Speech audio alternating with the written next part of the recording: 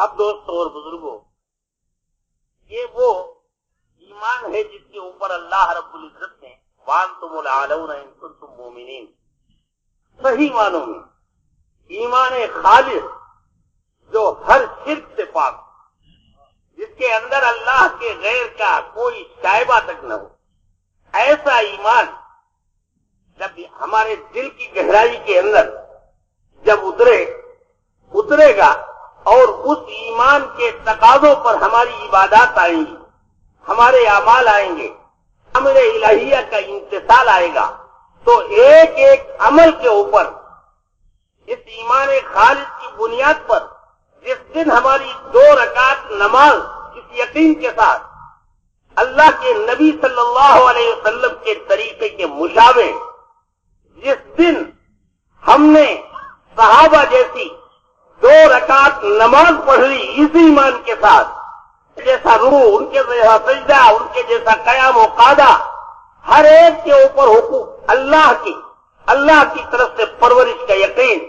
मेरा रुकू जिस दिन मेरे नबी सल्लल्लाहु अलैहि वसल्लम के रुकू के मुशाबे हो जाएगा, उस दिन अल्लाह मुझे मेरे रुकू के ऊपर पालेंगे, अल्लाह मुझे सजदे के ऊपर पालेंगे, अल्लाह मेरे कयाम के ऊपर पालेंगे। इस यकीन की बुनियाद पर दोस्तों और बुजुर्गों, जिस दिन हमने 2 रकात नमाज पढ़ ली, तो खुदा पाक की कसम इन 2 रकात नमाज के ऊपर सारे वो फैसले होंगे जो 1400 वर्ष पहले साहबे किराम रिज़वानुल्लाहि अलैहिम अजमईन के जमाने में हो चुके हैं। इसलिए कि हुजूर सल्लल्लाहु अलैहि वसल्लम की नबूवत और आपकी रिसालत आपके जमाने तक नहीं बल्कि कयामत तक के लिए। हुजूर सल्लल्लाहु अलैहि वसल्लम अपने जमाने में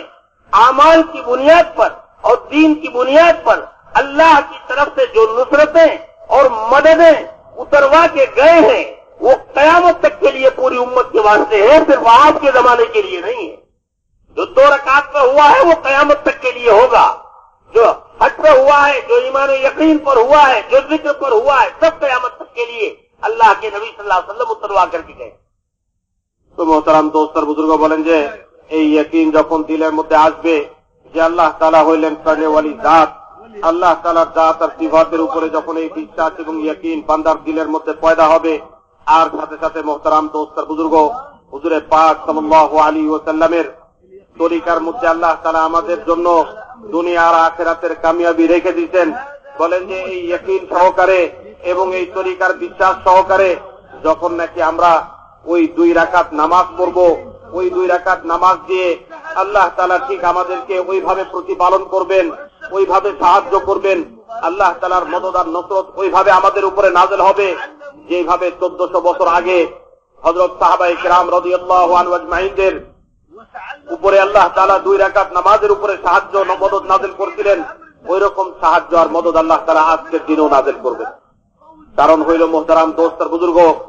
যে রিসালাত এবং নবুয়ত আল্লাহ তাআলা হুজুরে পাক সাল্লাল্লাহু আলাইহি ওয়াসাল্লামকে দিয়েছেন, এটা শুধু ওনার জামানার জন্য নয়, বরং আল্লাহ তাআলা ওনাকে যে রিসালাত এবং নবুয়ত দিয়েছেন, এই রিসালাত আর নবুয়ত তো কিয়ামত পর্যন্ত আনেওয়ালা সমস্ত মানুষের জন্য। আর বলেন যে এরকম সমস্ত দুনিয়াতে যত মানুষ আছে সবার জন্য আল্লাহ তাআলা দিয়েছেন। এই জন্য উনি বলছেন যে এই ঈমানের উপরেই একজন মানুষের উন্নতি হবে। আল্লাহ তাআলা ফরমাইছেন যে তোমাদের মাথায় দুনিয়াতে উঁচু হবে, তোমরাই উঁচু হইতে পারবে যদি তোমরা ঈমানদার হইতে পারো। মোহতারাম দোস্ত আর বুজুর্গ, যেহেতু একজন বান্দা ঈমানের মাধ্যমে আল্লাহ তাআলার সাথে সম্পর্ক যুক্ত হয়, বলেন যে ঠিক আল্লাহর খাজানার সাথে সম্পর্ক হইবার জন্য, আল্লাহর সাহায্য আর মদদের সাথে সম্পর্ক হইবার জন্য, আল্লাহর সাহায্য আর মদদকে নিজের কাছে আনবার জন্য আল্লাহ তাআলা আমাদেরকে হুকুম হিসাবে নামাজ। আর বলে যে এরকম ভাবে আল্লাহ তাআলা সবচেয়ে যে হুকুমের মধ্যে থেকে সবচেয়ে বড় হুকুম হিসাবে আল্লাহ তাআলা নামাজের হুকুম আমাদের উপরে নাযিল করতেন। তো এই জন্য বলে যে ওই নামাজকে তো ওই রকম বানাইতে হবে যেরকম হুজুর সাল্লাল্লাহু আলাইহি ওয়াসাল্লাম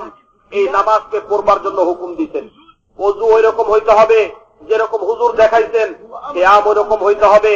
যেরকম আল্লাহ তাআলা হুজুরে পাক সাল্লাল্লাহু আলাইহি ওয়াসাল্লামকে করবার জন্য হুকুম দিতেন। আর বলেন যে রুকু ওই রকম হইতে হবে যেরকম আল্লাহ তাআলার হুকুমে হুজুর সাল্লাল্লাহু আলাইহি ওয়াসাল্লাম রুকু করে দেখাই দিতেন। আর বলেন যে সিজদা ওই রকম হইতে হবে যেরকম হুজুর সাল্লাল্লাহু আলাইহি ওয়াসাল্লাম দেখাইতেন। তো বলেন যে যদি আমাদের দিলের ইয়াকিনকে আমরা সহি করে হুজুর সাল্লাল্লাহু আলাইহি ওয়াসাল্লামের ইত্তেবার উপরে শুধু নামাজের আমল নয়, অন্যান্য সমস্ত আমলগুলো যখন হুজুর সাল্লাল্লাহু সাল্লাল্লাহু আলাইহি ওয়াসাল্লামের ইত্তেবার উপরে আমাদের হইতে থাকবে, হুজুর সাল্লাল্লাহু আলাইহি ওয়াসাল্লামের অনুসরণের উপর আমাদের হইতে থাকবে, তখন আল্লাহ তাআলা পুরা আমলটা শুধু নয়, ওই আমলের এক একটা অংশের উপরে আল্লাহ তাআলা আমাদের জিন্দেগির সমস্ত প্রয়োজনকে পুরা করবেন এবং আমাদের জিন্দেগির প্রতিপালনের ব্যবস্থা করে দিবেন। উনি বলেন যে হুজুর ওয়ালি ওই রুকু হবে, হুজুর সাল্লাল্লাহু আলাইহি ওয়াসাল্লামের অনুসরণ এবং অনুকরণের মাধ্যমে যে রুকুটা হবে, ওই রুকু দিয়ে আল্লাহ তাআলা আমাদেরকে পালবেন। হুজুরের অনুকরণে সিজদা হবে, ওই সিজদা দিয়ে আল্লাহ তাআলা আমাদেরকে পালবেন। কাদা এবং কিয়াম হুজুর সাল্লাল্লাহু আলাইহি ওয়াসাল্লামের যে এরকম অনুসরণে হবে, সেটা দিয়ে আল্লাহ তাআলা আমাদেরকে প্রতিপালন করবেন। এই জন্য মোহতারাম দোস্ত আর বুজুর্গ, দিলের ওই ইয়াকিন এবং হুজুর সাল্লাল্লাহু আলাইহি ওয়াসাল্লামের এই অনুসরণ এবং আল্লাহ তাআলার হুকুমকে পুরা করা, বলেন যে জিন্দেগির প্রত্যেকটা ক্ষেত্রের মধ্যে, হজের মধ্যে, যাকাতের মধ্যে, রোজার মধ্যে, জিন্দেগির প্রত্যেক ক্ষেত্রের মধ্যে প্রত্যেকটা আমল যখন হুজুরের তরিকার উপরে হইতে থাকবে, তখন মোহতারাম তার বুজুর্গ আল্লাহ তাআলা ওই সাহায্য, ওই মদদ, ওই নুসরত আবার নাযিল করবেন আজকের দিনে এবং কিয়ামত পর্যন্ত। যেই সাহায্য মদদ হুজুর সাল্লাল্লাহু আলাইহি ওয়াসাল্লামের জামানাতে এবং সাহাবায়ে কেরামের জামানাতে আল্লাহ তাআলা নাযিল করছেন। এই জন্য বলেন যে হুজুরের উপরে যে হুকুম আসছে, এটা যেরকম কিয়ামত পর্যন্ত হুজুরের উপরে যতগুলো আল্লাহর মদদ এবং সাহায্য নাযিল হইছে, এটাও কিয়ামত পর্যন্ত মানুষের জন্য বহুত বড় একটা দৃষ্টান্ত এবং সবক। মোহতারাম দোস্ত আর বুজুর্গ, কিয়ামত পর্যন্ত ওই সাহায্য, ওই মদদ, ওই বরকতের ওয়াদা রয়ে গেছে যখন হুজুরে পাক সাল্লাল্লাহু আলাইহি ওয়াসাল্লামের তরিকার অনুসরণ হবে সহিহ ইয়াকিনের সাথে। তো কিয়ামত পর্যন্ত হুকুমও পুরা হবে হুজুরের তরিকার সাথে, আর সাহায্য আসবে হুজুর সাল্লাল্লাহু আলাইহি ওয়াসাল্লাম এবং সাহাবীদের জামানাতে যে সাহায্য নাযিল হয়েছিল, ওই সাহায্য কিয়ামত পর্যন্ত।